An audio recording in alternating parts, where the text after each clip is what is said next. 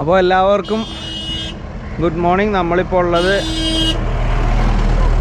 നമ്മുടെ മെഹർ adventure camp സഫാരിയിലാണ്.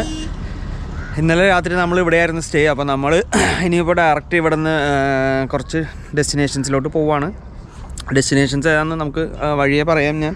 അപ്പോൾ നമുക്ക് നമ്മുടെ വണ്ടി ഇവിടെ കിടക്കണ്ട കേട്ടോ. കേരള ടു കാശ്മീരിൽ ഇപ്പോൾ നമ്മൾ രാജസ്ഥാനിൽ കനോയി സാം ഡ്യൂൺസ് എന്ന് പറഞ്ഞ ഒരു സ്ഥലത്താണ്. അപ്പോൾ ഈ യാത്രയിൽ നമ്മുടെ സ്പോൺസേഴ്സ് ഇപ്പോൾ എല്ലാവർക്കും ഒരു ആളുകളൊക്കെ കണ്ടിട്ടുണ്ടാവും, എന്നാലും പറയാണ് 8-2Z packagings, Aiser pipes, Galaxy travel club. അപ്പോൾ ഐസറിനെ കുറിച്ച് പറയുകയാണെങ്കിൽ പൈപ്പും PVC പൈപ്പും CPVC പൈപ്പും അതുപോലെ തന്നെ നമ്മുടെ വാട്ടർ ടാങ്കും ഓൾ ഓവർ കേരള ചെയ്യുന്ന ഒരു ടീമാണ് അവർ. അതേപോലെ തന്നെ 8-2Z ആണെങ്കിലും നമ്മുടെ പ്ലാസ്റ്റിക് ബോട്ടിൽസ് അതേപോലുള്ള packaging materials all over India അവർ പ്രൊവൈഡ് ചെയ്യുന്നുണ്ട്.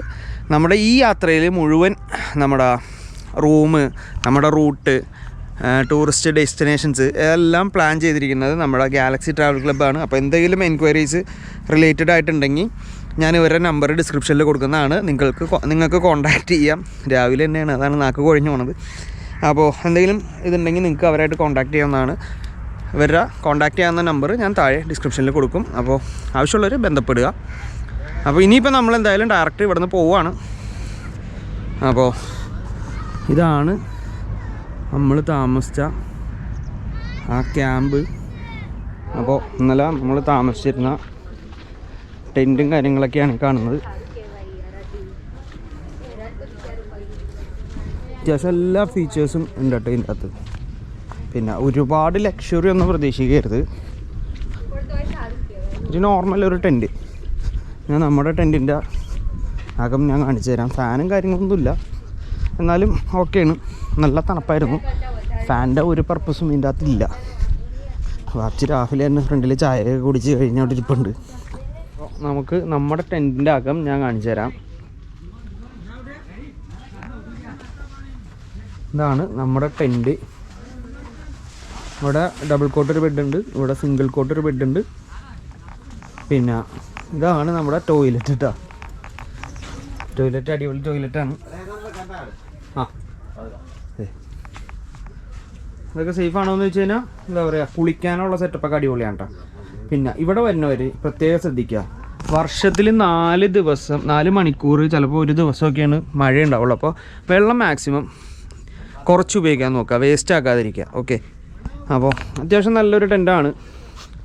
ഫാനും കാര്യങ്ങളൊന്നും ഇല്ലെങ്കിലും ഇന്നലെ രാത്രി നല്ല തണുപ്പതിൻ്റെ പേരിൽ ഒന്നും അറിഞ്ഞില്ല. അപ്പോൾ അത് വിഷയങ്ങളൊന്നുമില്ല. നമുക്ക് എന്തായാലും ഇനി അടുത്ത കാഴ്ചകളിലോട്ട് പോവാം. നമ്മളിപ്പോൾ പോണത് കറക്റ്റ് സ്ഥലത്തിൻ്റെ ലൊക്കേഷൻ്റെ പേരറിയില്ല, ഞാൻ നോക്കിയിട്ട് പറയാം. നമുക്ക് എന്തായാലും ഇറങ്ങാം. ഇവിടെ നിന്ന് നമ്മുടെ ടെൻറ്റിൽ നിന്നുള്ള വ്യൂ ആണ് കാണുന്നത്. നിറച്ച ആളുകളാണ്, എല്ലാ ടെൻറ്റിലും ആളുണ്ട്. ഇതേപോലെ എന്താ പറയുക, 10,000 ടെൻറ്റുകൾ ഈ ഒരു ഏരിയയിലുണ്ട്. നമ്മുടെ ഇതിൽ തന്നെ 10-40 ഉണ്ടാവൂലേ, 40 നമ്മുടെ തന്നെ കൂടുതലുണ്ട്. ആ അപ്പുറമൊക്കെ നിറച്ച് ടെൻറ്റ് അടിച്ചേക്കാണ്. അപ്പോൾ എന്തായാലും ഇവിടെ നിന്ന് ഇറങ്ങാം നമുക്ക്.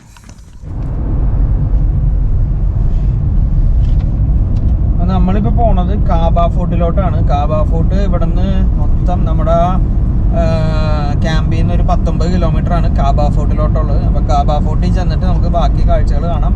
ഇതേപോലെയുള്ള ഒരുപാട് ക്യാമ്പുകൾ നമുക്കിവിടെ കാണാൻ കഴിയും കേട്ടോ. അപ്പോൾ ഏത് വേണമെങ്കിലും നമുക്ക് ഓപ്ഷൻ വെക്കാം. ഇവിടെ വന്നിട്ട് ചെയ്താൽ മതിയാവും. നമ്മൾ നേരത്തെ ബുക്ക് ചെയ്ത് വരേണ്ട കാര്യമൊന്നുമില്ല. ഇവിടെ അതിന് വേണ്ട സാധനങ്ങളുണ്ട്. അപ്പോൾ ജസ്റ്റ് ഒന്ന് നോക്കി വെക്കാം. അപ്പോൾ എന്തായാലും ഇനി നമുക്ക് കാബ ഫോർട്ടിലെ കാര്യങ്ങൾ കാണാം. കാബ ഫോർട്ട് എത്തിയതിന് ശേഷം നമുക്ക് അവിടെ ഉള്ള കാഴ്ചകൾ കണ്ടുപോകണം. മരുഭൂമി കൂടി പണിതേക്കുന്ന റോഡാണ് ഈ കാണുന്നത്. എന്താ പറയുക, കയറി ഇറങ്ങിയാണ് ഇങ്ങനെ പോണത്. നോക്കോട്ടെ, അത് ഒരു അടിപൊളി രസമാണ് കാണാനായിട്ട്. നല്ല രസമുണ്ട് കാണാൻ റോഡ്. ഇനി ഒരു ചെറിയ കയറ്റം വന്ന് ഇനി അതേപോലുള്ള ഒരു ഇറക്കം, ഇനി വീണ്ടും കയറ്റം.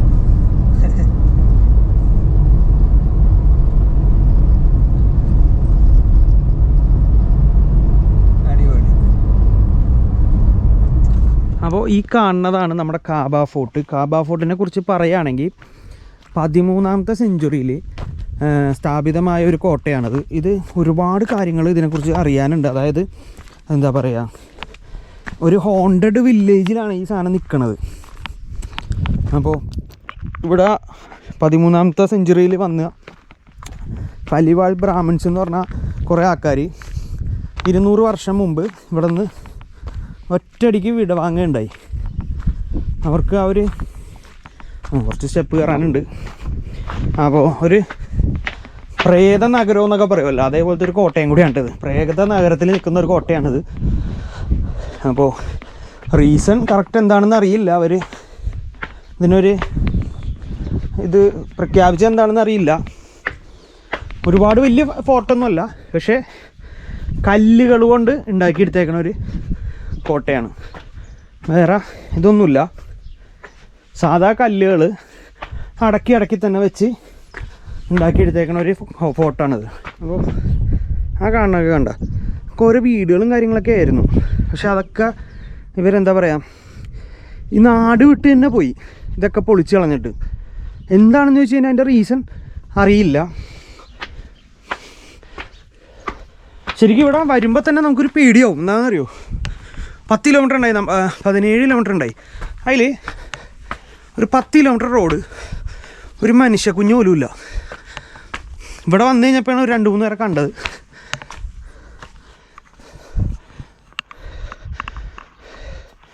ഇതിപ്പോൾ എങ്ങാടാണെന്നൊരു പിടിയും കിട്ടല്ല.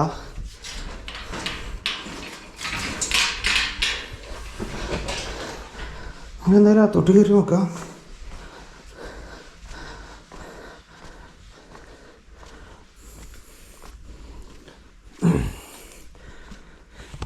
ആരുമില്ല ഈ ഫോട്ടിൽ.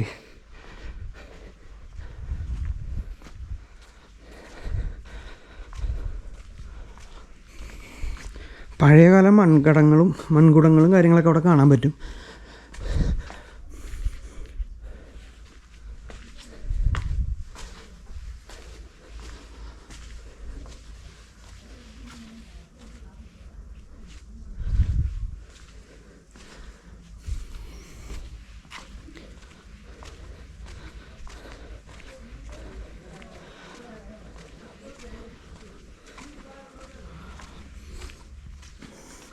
അടിപൊളി വ്യൂ ആണ്.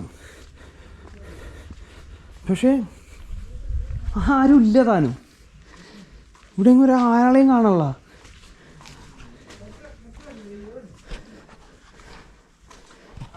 अपन खड़े हैं, ये खाबा फोर्ट। ये जैसलमेर के अंदर 84 विलेज खाली हुए थे। पंडित थे वो पालीवाल ब्राह्मण, जो आज से 200 साल पहले ये खाली करके गए थे।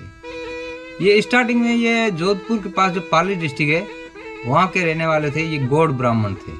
लेकिन उस टाइम बताते हैं कि पाली पे जब मुगलों का शासन हुआ था तो मुगलों से ये परेशान होकर पाली छोड़ के जैसलमेर की तरफ आए और जैसलमेर के अंदर ये 700 साल तक रहे। और पहला बिजनेस शुरू किया था इन पाली वालों ने किया था जैसलमेर में। इस गांव का पुराना नाम है भावनगर। और ये जैसलमेर की सबसे बड़ी व्यापारिक मंडी थी। ये उन्होंने अपनी मंडी की सुरक्षा और गांव की पब्लिक की सुरक्षा के लिए फोर्ट बनाया था।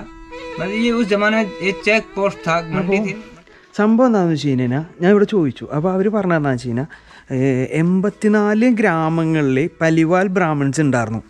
അതായത് ഒരു ഗ്രൂപ്പാണ് അവർ. അപ്പോൾ ഇവിടെ ഒരു ആക്ച്വലി ഇതൊരു പ്രണയ ഇതെന്ന് തന്നെ പറയാം. ഒരു പെണ്ണും ചെക്കനും, അതായത് ഒരു പെണ്ണും ചെക്കനും. അപ്പോൾ അവർ പ്രണയത്തിലായി. അപ്പോൾ അവർ കല്യാണത്തിൻ്റെ കാര്യം ആലോചിച്ച് കഴിഞ്ഞപ്പോൾ ഇങ്ങനെ എന്താ പറയുക, ഒരാൾ ബ്രാഹ്മണനും ഒരാൾ ഇത്തിരി ഇതല്ലാത്ത കുടുംബത്തിലായതിൻ്റെ പേരിൽ സമ്മതിച്ചില്ല. അപ്പോൾ ഈ 84 ഗ്രാമങ്ങളിൽ നിന്നുള്ള ആളുകൾ രാജാവ് ദിവാനെ ഏൽപ്പിച്ചു.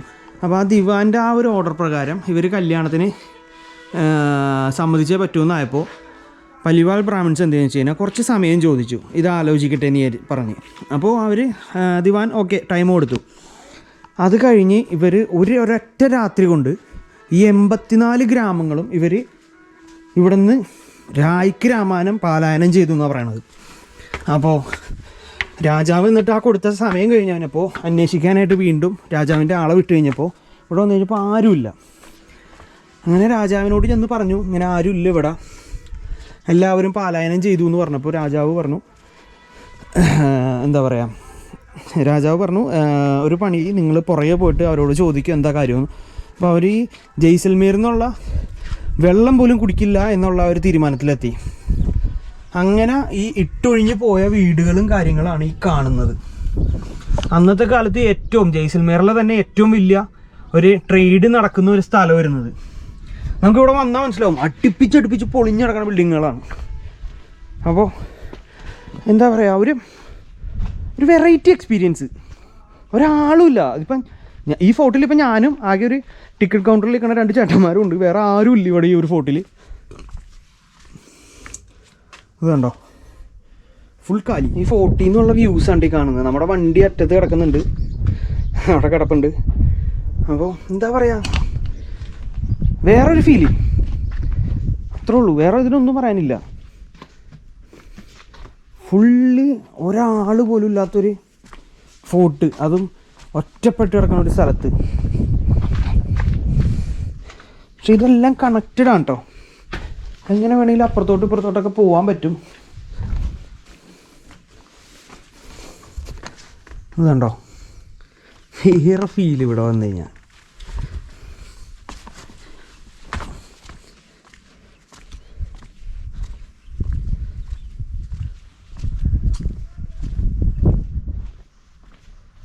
നമുക്കിൻ്റെ മേളിലോട്ട് കയറാം.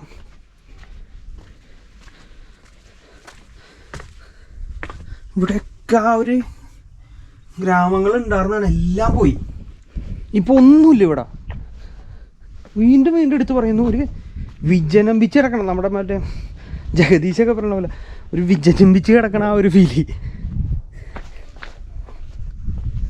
അപ്പോൾ എന്തായാലും ജയ്സൽമേർ വന്നവർ ഇതൊക്കെ ഒന്ന് അറ്റൻഡ് ചെയ്യുക. അപ്പോൾ നമ്മൾ ഏറ്റവും ടോപ്പിലോട്ട് കയറി. ഔ,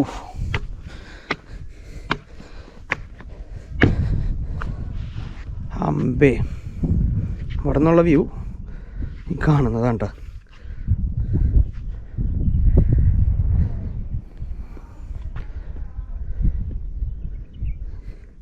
അപ്പോൾ ഇതൊക്കെ ഒരു മസ്റ്റ് ട്രൈ ആണ്, ആരും വരാതിരിക്കരുത്. അടിപൊളിയൊരു സ്ഥലമാണ്. അപ്പോൾ നമ്മൾ കാബ ഫോർട്ടിൽ നിന്ന് ഇറങ്ങുകയാണ്.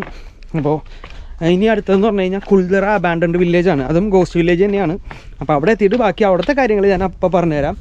അപ്പോൾ പറയാനൊന്നുമില്ല, ഈ കാബ ഫോർട്ടിൻ്റെ ആ ഒരു 84 ഇത് പറഞ്ഞല്ലോ, ആ ഒരു തന്നെയാണ് പറയാനുള്ളൂ. സെയിം ഇത് തന്നെയാണ്. അവിടെ നിന്നും പോയേക്കണത് ഈ ബ്രാഹ്മിൻസാണ്.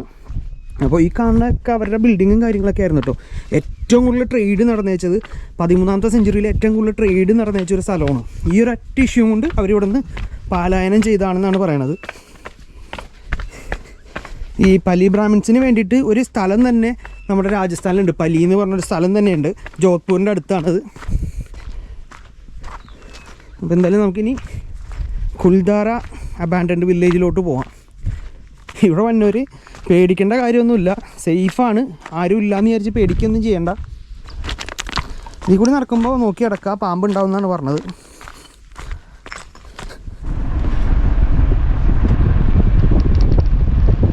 രാജസ്ഥാനിലുള്ള വീടുകളാണ് ഈ കാണുന്നത്. ഇതൊക്കെ മെയിൻ റോഡ് പോയി കഴിഞ്ഞ് കഴിഞ്ഞാൽ കാണൽ കുറവായിരിക്കും. ഇപ്പോൾ സിറ്റി ലിമിറ്റിലൊക്കെ ഒരുപാട് അല്ലാത്ത വീടുകളൊക്കെ വന്നേക്കണം. കാരണം ഇതേപോലുള്ള വീടുകളൊക്കെ കുറവാണ്. ഇതേപോലുള്ള റൂട്ടിൽ കയറി കഴിഞ്ഞ് കഴിഞ്ഞാൽ നമുക്ക് ഈ ഗ്രാമങ്ങളിൽ കൂടിയാണ് നമ്മളിപ്പോൾ പോയിക്കൊണ്ടിരിക്കുന്നത്. ജയ്സൽമേറിലുള്ള മറ്റേ എന്താ പറയുക, ഗ്രാമങ്ങളിൽ കൂടിയാണ് നമ്മളിപ്പോൾ പോയിക്കൊണ്ടിരിക്കുന്നത്. അപ്പോൾ ഇങ്ങനെയുള്ള സ്ഥലങ്ങളൊക്കെ എക്സ്പ്ലോർ ചെയ്യാൻ നോക്കാം. അപ്പോൾ കുൽദറ അബാൻഡൻഡ് വില്ലേജിലോട്ട് കയറേണ്ട ഒരു എൻട്രിയാണ് ഇവിടെ കുൽദറ ആൻ ആർക്കിയോളജിക്കൽ സൈറ്റ് എന്നൊക്കെ ഉള്ള ഒരു സ്റ്റൂബൊക്കെ വെച്ചിട്ടുണ്ട്. അപ്പോൾ ഇതാണ് എൻട്രി. ഇവിടെ ഒരു വണ്ടിക്ക് 50 രൂപയും ചാർജും, പിന്നെ ഒരാൾക്ക് 20 രൂപയാണ് ചാർജ്. നമുക്കെന്തായാലും അകത്ത് വണ്ടി നമ്മൾ പാർക്ക് ചെയ്തു. അപ്പോൾ ഇതെന്തായാലും ടിക്കറ്റ് എടുക്കാതെ അകത്ത് കയറാൻ പറ്റില്ല. മരമുണ്ട് ഈ മേളിൽ കാണുന്നത്. നമുക്കെന്തായാലും ഇവിടെ നിന്ന് 1 കിലോമീറ്റർ അകത്തോട്ടുണ്ട്. നല്ല റോഡാണ്, നമ്മുടെ പഴയ കല്ല് വിരിച്ചേക്കുന്ന റോഡാണ്. അപ്പോൾ വണ്ടി ധൈര്യമായിട്ട് പൊക്കോളും. വണ്ടി നല്ല രീതിക്ക് പൊടിയുണ്ട്. എവിടെയെങ്കിലും നല്ല സ്ഥലം കാണുമ്പോൾ കഴുകണം ഇനി എന്തായാലും. ഇതേപോലുള്ള കട്ട വിരിച്ചേക്കണ റോഡാണ്. അപ്പോൾ ജെർക്കിങ് ഉണ്ടാവും, വേറെ ഇഷ്യൂസ് ഒന്നുമില്ല, മണ്ണും കാര്യങ്ങളൊന്നും ഇല്ല കേട്ടോ. അപ്പോൾ മഞ്ഞിന് വേറെ കുഴപ്പങ്ങളും കാര്യങ്ങളൊന്നും ഇല്ല. ആവശ്യം ഇവിടെ ഇരിപ്പുണ്ട്,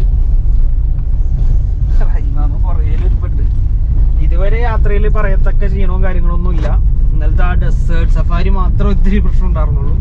പക്ഷെ അതും ഇന്ന് രാവിലെ ആയി കഴിഞ്ഞപ്പോഴത്തേക്ക് ഓക്കെ ആയി. ഒരുപാട് ടൂറിസ്റ്റുകൾ വരുന്നുണ്ട് ഇപ്പോൾ ഇവിടെ. ദീപാവലി സീസൺ ആയതിൻ്റെ പേരിൽ ഒരുപാട് ആളുകൾ വരുന്നുണ്ട് കേട്ടോ ഇവിടെ.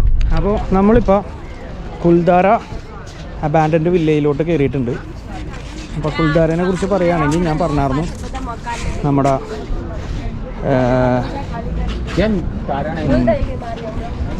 നമ്മളിപ്പോൾ പോയ ഫോർട്ടിൻ്റെ ആ ഒരു 84 ഗ്രാമങ്ങളുണ്ടായിരുന്നല്ലോ. അപ്പോൾ ആ ഗ്രാമങ്ങളിൽ നിന്ന് 84 ഗ്രാമങ്ങളിൽ ഒരു ഗ്രാമമാണ് കുൽദാര ഗ്രാമം. അതായത് നമ്മൾ പോയ ആ ഫോർട്ടിൽ നിന്ന് ആ നിൽക്കുന്ന ലൊക്കേഷനിൽ നിന്ന് കുറേ ആളുകൾ വന്നായിരുന്നു, പലിവൽ ബ്രാഹ്മിൻസ്. അപ്പോൾ അവർ ഒരു ഗ്രാമം കൂടിയായിരുന്നു കുൽദാര എന്ന് പറയുന്നത്.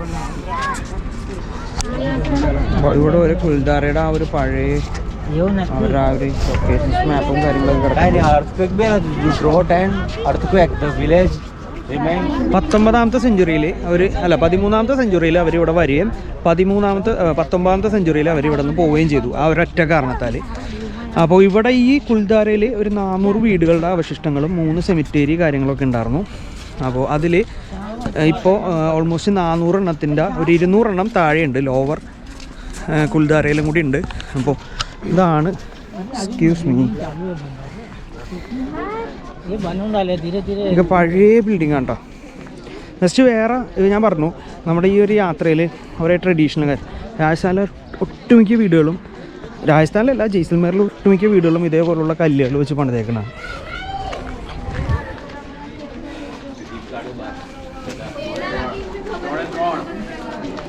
അപ്പോൾ നമുക്കെന്തായാലും പറ്റാവുന്നിടത്തോളം കവർ ചെയ്യാം. നമുക്ക് അങ്ങോട്ട് ലാസ്റ്റ് പോവാം. നമുക്ക് ഫസ്റ്റ് ഈ ഭാഗത്തോട്ട് പോവാം. ഏത് അന്നത്തെ ആ പൊളിച്ച് ഇട്ടേക്കുന്ന അവശിഷ്ടങ്ങളും കാര്യങ്ങളും നമുക്ക് കാണാം. അടിപൊളിയാണ് കേട്ടോ ഇവിടെ. അവർ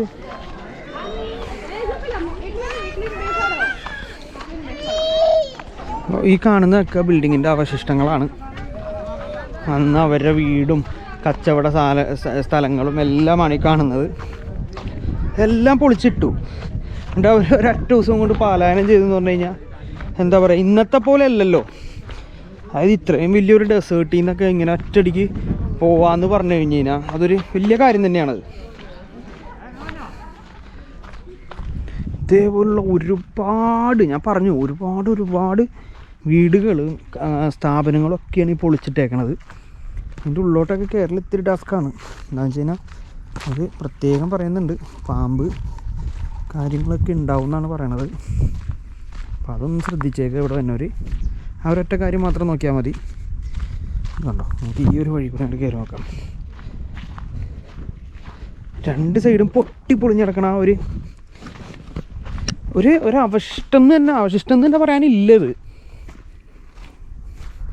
ഏത് 13ാമത്തെ നൂറ്റാണ്ടിലുള്ള അവശിഷ്ടങ്ങളാണ് ഈ കാണുന്നത്. അന്ന് ഇത്രയും വീടും കാര്യങ്ങളൊക്കെ ഉണ്ടായിരുന്നെങ്കിൽ ഒന്ന് ആലോചിക്കാവുന്നതാണ് അന്നത്തെ ഈ ഒരു ഇതിൻ്റെ സ്ഥലത്തിൻ്റെ ആ ഒരു പ്രത്യേകത എത്രത്തോളം ഉണ്ടായിരുന്നു എന്നുള്ളത്. അതല്ലോ, ഇപ്പോൾ എനിക്ക് തോന്നുന്നു ഒരു വീടാന്ന് തോന്നുന്നു കേട്ടോ. നമ്മളിപ്പോൾ കയറിയേക്കണത് ഒരു വീട്ടിലോട്ടാണെന്ന് തോന്നുന്നു.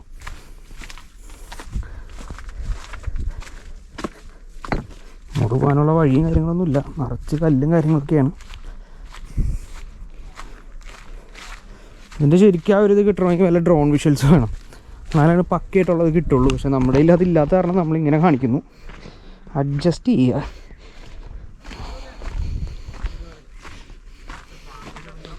നമ്മുടെ അടുത്ത യാത്രയിൽ നമ്മൾ പറ്റുകയാണെങ്കിൽ ഡ്രോൺ ഒരെണ്ണം റെഡിയാക്കുന്നതായിരിക്കും.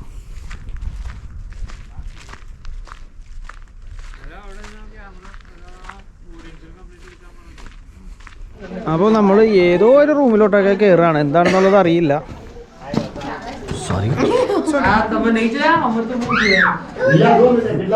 അന്നത്തെ അടക്കളയെന്ന് ഒറ്റക്കല്ലേ തീർത്തേക്കണ കേട്ടോ. എൻ്റെ പൊന്നു മോനെ വവ്വാല് തൂങ്ങി പിടിച്ചിരിക്കണ. അധികം നമ്മൾ അങ്ങോട്ട് അകത്തോട്ട് കയറണ്ട. വവ്വാലാണ് തൂങ്ങി പിടിച്ചിരിക്കണത്. ആ റൂമിലോട്ട് കയറുമ്പോൾ നോക്കണോട്ടെ, വവ്വാലുണ്ട്. ഇപ്പൊ നിപ്പ വന്നേക്കണ വവ്വാലൊക്കെ ഇടുമ്പോ പരിസരത്ത് നിന്ന് ഓടും. അപ്പോ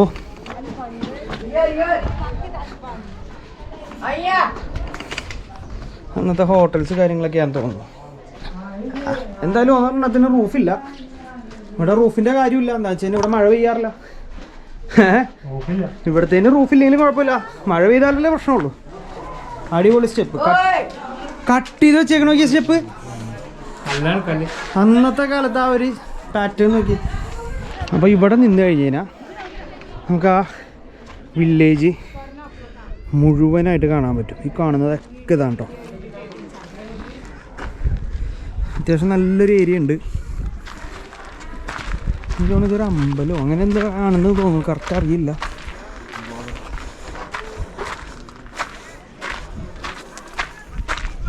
ഇതണ്ട ഫുള്ളിങ്ങനെ പരന്ന് കിടക്കാണ് ഈ ഒരു ഏരിയ. അങ്ങോട്ട് കയറാം.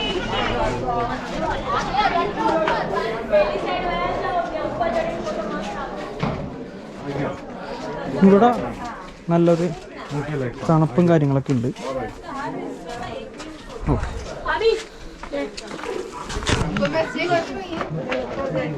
മേളിൽ നിന്ന് ആളിറങ്ങി വരുന്നുണ്ടോ? നമുക്ക് മേളിലോട്ട് കയറാം. അത്യാവശ്യം നല്ല വലിയ സ്റ്റെപ്പുകളാണ് കേട്ടോ. ഇവിടുന്ന് ഇതെല്ലാം ഈ കാണുന്നതൊക്കെ ആ ഒരു പൊളിച്ചിട്ടേക്കുന്ന ഭാഗങ്ങളാണ്.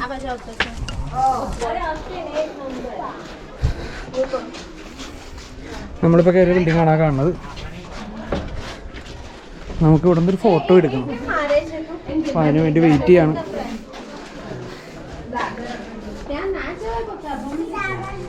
ഓ ചെറിയൊരു ഇതിനൊക്കെ റൂഫ് ഉണ്ടായിരുന്നു തോന്നണ്ട, കറക്റ്റ് അറിയില്ല. എന്നുവെച്ചാൽ ബീമ് പോലെ പോയിട്ടുണ്ട്. ബീമും കോളമൊക്കെ ഉണ്ട്. കോളമല്ല, അന്നത്തെ കാലത്തെ തൂണ്.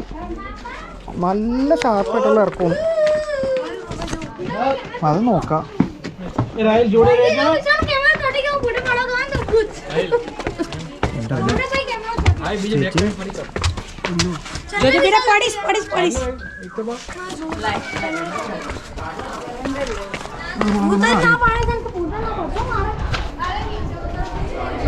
അപ്പോൾ നമ്മൾ ഇനിയിപ്പോൾ കുൽദാറ വില്ലേജിൽ നിന്ന് ഇറങ്ങുകയാണ്. നമുക്കിനി താഴെയുള്ള പുറത്തോട്ടുള്ള ഇനി അടുത്ത സ്ഥലം നോക്കാം. പോവാ, രണ്ട് സായിപ്പുകൾ ഇവിടെ ഇരിപ്പുണ്ട്. വാ, അവിടെ ഇത് ഫോട്ടോ എടുക്കാനായിട്ട് ഇടിയാണ് കേട്ടോ. ഓ നമുക്കിനി അടുത്ത ഡെസ്റ്റിനേഷൻ പിടിക്കാം. അത് ഞാൻ ഓൺ റൂട്ട് പറയാം എങ്ങാടാണെന്ന്. അപ്പം ഈ സ്ഥലമൊക്കെ കൂടി ഒന്ന് വിസിറ്റ് ചെയ്യാം. അപ്പോൾ വീഡിയോ ഇഷ്ടപ്പെട്ടു കഴിഞ്ഞാൽ എല്ലാവരും ലൈക്ക് ചെയ്യുക, ഷെയർ ചെയ്യുക, അതോടൊപ്പം സബ്സ്ക്രൈബ് ചെയ്യുക. പോരായ്മകളൊക്കെ ഉണ്ടെങ്കിൽ അത് കമൻറ്റ് ബോക്സിലൂടെ അറിയിക്കുക. എല്ലാവർക്കും ശുഭരാത്രി നേർന്നുകൊണ്ട് നിർത്തുന്നു. നമുക്ക് മറ്റൊരു വീഡിയോ ആയിട്ട് നാളെ കാണാം.